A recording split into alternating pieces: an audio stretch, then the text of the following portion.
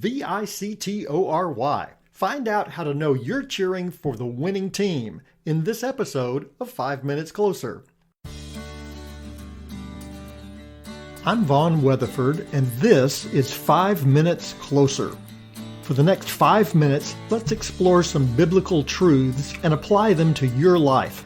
No podcast, including this one, can transform your life or give you what you really need. Only Jesus can do that. You can find out why in what I've called the first five episodes of 5 Minutes Closer.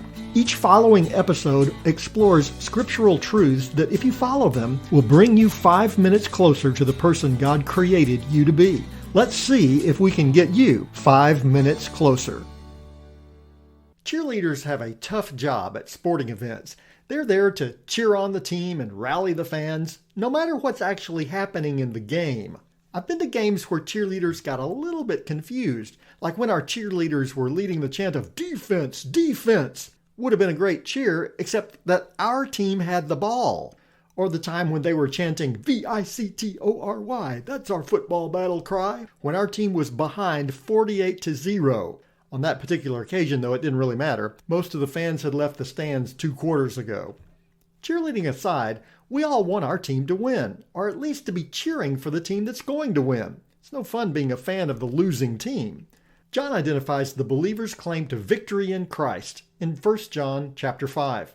He focuses on 3 tests identified by John R.W. Stott as obedience, love, and belief.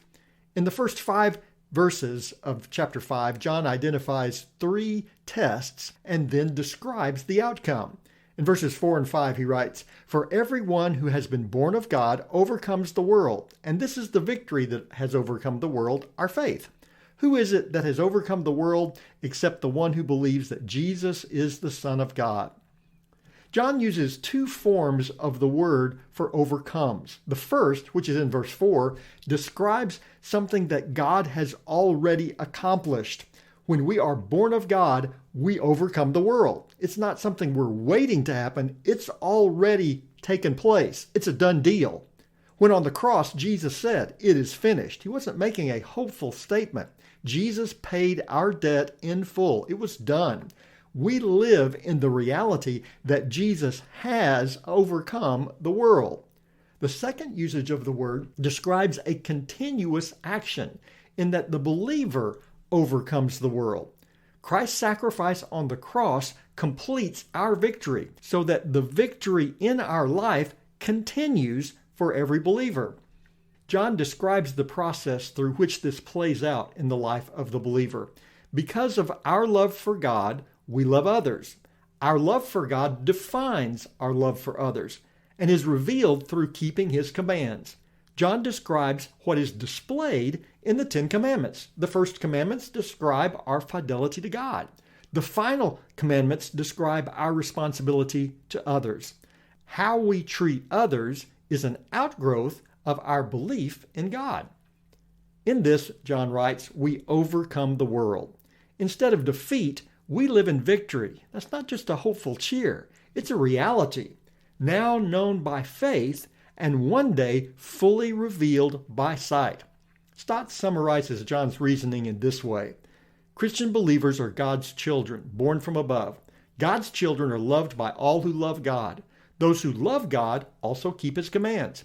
They keep His commands because they overcome the world. And they overcome the world because they are Christian believers born from above.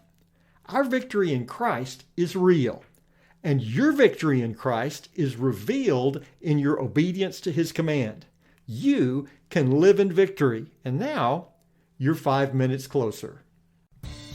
My prayer is that these 5 minutes have challenged you, inspired you, and caused you to consider applying God's message for your life from His Word. To find out more, visit our website at 5minutescloser.com. Join me next time to see if we can get you 5 minutes closer.